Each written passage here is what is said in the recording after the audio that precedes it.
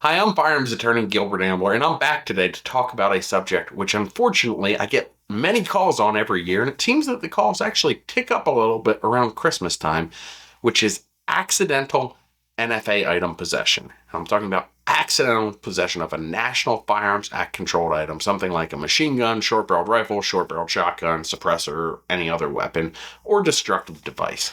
How does this happen, and why does it tick up around Christmas time? Well, it happens principally two ways. One of the two ways has a slight deviation that we'll talk about. The first way this happens is somebody finds an item that turns out to be an NFA item at a relative's house. And I think the reason this ticks up around Christmas time, and this is really where the big tick up comes from, is people are traveling around Christmas time. They're going back to grandma's house, to grandpa's house, and when they're at grandma and grandpa's house, somebody says, "Hey, look at these guns that we have up in the attic. You know, grandpa passed away last year. Grandma says, I've got some of his guns in the attic. Will you take a look at them, see if you want any of them?" And you go up there and you discover a short-barreled rifle, or you discover a machine gun. And I want to talk about how we handle that scenario. And this situation has a slight deviation if the person who possesses that item is in fact still alive, because that's going to change things a lot. The other way that we have people coming into an NFA item and possessing an NFA item accidentally comes through their own ignorance in what the laws actually say, and they inadvertently make an NFA item. And so we're going to talk about both of these situations today. But as always, if you have not yet hit that subscribe button, what are you waiting for? Hit that subscribe button, like, comment with your thoughts, share with your friends. That way you and your friends can keep getting this important Second Amendment related content. Let's start with finding an NFA item. So it's Christmas time. You're over at your grandmother's house. Unfortunately, your grandfather passed away this past year, and grandma says, "Grandpa has some guns up in the attic. Will you go take a look at them?" When you get up there, you find a machine gun, a short-barreled rifle, and no paperwork for these items. What is their status? Well, the first thing I'm going to tell you is that there's definitely a difference when it comes to how long ago Grandpa passed away. Because if the estate is still open, meaning the estate has not been settled, probate hasn't been finished, Grandma is still dealing with all of these items, because presumptively they're going to come to Grandma either intestate, meaning without a will based on a state statute, or via a will. Typically people set their wills up to go to their spouses. So these items are now Grandma's. Grandma is the proud owner of this machine gun and this short-barreled rifle, and you can't find tax stamp paperwork. And let me get it out of the way. If you can find the tax stamp paperwork, very, very easy. You're going to have to do a tax-exempt transfer to the new possessor. Or even better, if the items were owned by a trust, the trust will dictate who gets the items and what needs to be done. So you need to find the trust. We're talking about a situation where you can't find that paperwork, however. Well, if the estate is still open, my suggestion is you need to get counsel involved, and you need to go out and you need to have counsel reach out to the ATF, to the NFA branch, and see if you can find the registration documents. Because it is possible that Grandpa simply has these items registered and didn't keep the documents with the items. And one of the reasons that we want to verify whether the documents actually exist, whether the tax stamp exists, is because these items are valuable, especially the machine gun. Machine gun prices start around 10 grand, go up from there to hundreds of thousands of dollars, depending on the item. And so we certainly don't want to throw that away if it is a registered firearm already, because if it's currently registered, then we can deal with it. We can get it properly registered and transferred to whoever's going to take possession of it.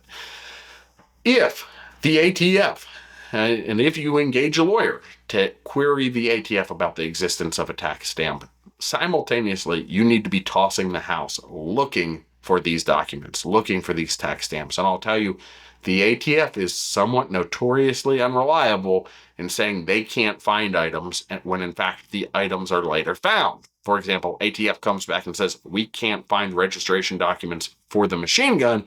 And so you wind up turning the machine gun over to the ATF for destruction, and 6 months later, you find the documents. Not good. So you want to be dual tracking this. You want to be searching for those registration documents while having an attorney coordinate with the NFA branch to try to find those registration documents from the ATF. If we find them, great. If we don't find them, we're probably going to wind up either surrendering or destroying this item. There's a very specific procedure for destruction. We're going to have 3 torch marks across the receiver of at least a 1/4 inch in width. That's what the ATF is looking for to render a machine gun permanently inoperable. So keep that in mind, and you want to pay attention because the ATF has from time to time actually changed the requirements on what they consider good enough when it comes to destruction of an NFA item. So pay attention to what the current regulations are, what the ATF is currently looking for. The deviation on this comes in a situation where Grandpa died 5 years ago, the estate settled 5 years ago, and Grandma has had these items in the attic for the past 5 years, and now you can't find registration documents because now it's going to be more dangerous. Essentially, you're going to have to be very careful. You're definitely going to want an attorney involved because if you simply call the NFA branch and say, hey, we have these items, and the ATF is going to say, okay, send us the death certificate of the person who died, who possessed them. You said, oh, well, that death certificate is 5 years old. Now we're wondering, Grandma's had possession of these items for 5 years. Could Grandma be prosecuted? So in this scenario, you need to have a lot more caution because Grandma has been in possession of these items, not just in that window of time when the estate was still open, but after the estate closed. It's possible that she gets prosecuted for her possession of these items. And so that's a concerning fact pattern. If you're in that fact pattern, you definitely need attorney involvement. The other way I see people come into NFA items and possess NFA items accidentally is they inadvertently make one, right? They simply didn't know any better. They put a vertical foregrip. They have got a vertical foregrip for their rifle. They realize that they can attach it to a pit rail on a pistol. They slam their vertical foregrip on their pistol. Guess what? You have made an NFA control any other weapon. Now, the first way to handle this is very, very simple, which is if you realize you did something illegal, you need to take it apart and you need to make sure that, you're not currently under investigation. So it's not necessarily destruction of evidence to take it apart at that point, deconfigure it, get it out of the NFA configuration. What about a scenario, however, where you get caught with this item? For whatever reason, someone finds you in possession. You don't know any better. You go to the gun range, you're shooting your pistol with 2 hands, one hand on the vertical foregrip. Somebody walks up to you, flashes an ATF badge and says, hey, can I see your registration documents? And you say, what are you talking about? You get arrested for possession of an unregistered any other weapon. What defenses might you have available at that point? Well, there is a case out there called the Staples case. The Staples case says you have to, it's United States versus Staples. The government prosecuted somebody for possession of a machine gun because he had an M16 that was capable of full auto fire. His defense was, I didn't know it was capable of full auto fire. In fact, after I bought it and I've shot it, I've only ever had it shoot in a semi-automatic mode, and it didn't even do that well. Went all the way to the United States Supreme Court. United States Supreme Court found him, essentially said that he is not guilty because he didn't have the mens rea. He didn't know the true character of the item. Didn't know it was capable of full auto fire. Therefore, he was not guilty of violating the National Firearms Act. But this is a different situation because here you are aware of the true nature of the weapon. After all, you're the one who put the vertical foregrip on it. You're the one shooting it with 2 hands. What you don't know is you don't know that it violates the law. And unfortunately, the traditional pattern in the law is that a mistake of law, which is what this is, you didn't know that you were violating the law, is not a defense. This is why people always tell you ignorance of the law is no defense.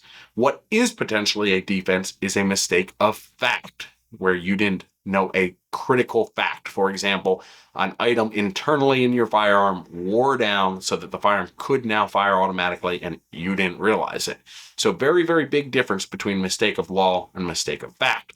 This is why if you're going to be building and modifying weapons, you need to get advice from an actual lawyer if you're going to be doing something strange that's outside of the ordinary, like a second grip on a pistol, because you want to make sure there's all sorts of bad advice on the internet telling you what you can and cannot do, and that includes on YouTube, with all due respect to myself. You need to talk to somebody before you make major modifications to a weapon that could potentially put you in a category. Just because Bubba down at the gun shop told you you can put a grip on a pistol and it's okay as long as it's just slightly angled, you need to speak with counsel before you take an action like that. With that being said, I hope coming into this holiday season that you'll all enjoy your holidays. I hope Grandma does. Well, I hope if Grandma surprises you with a machine gun from the attic, I hope you find the registration papers for it. I hope if you get guns that you're not going to make stupid modifications that get you in trouble. And I hope you enjoyed this content. Until next time.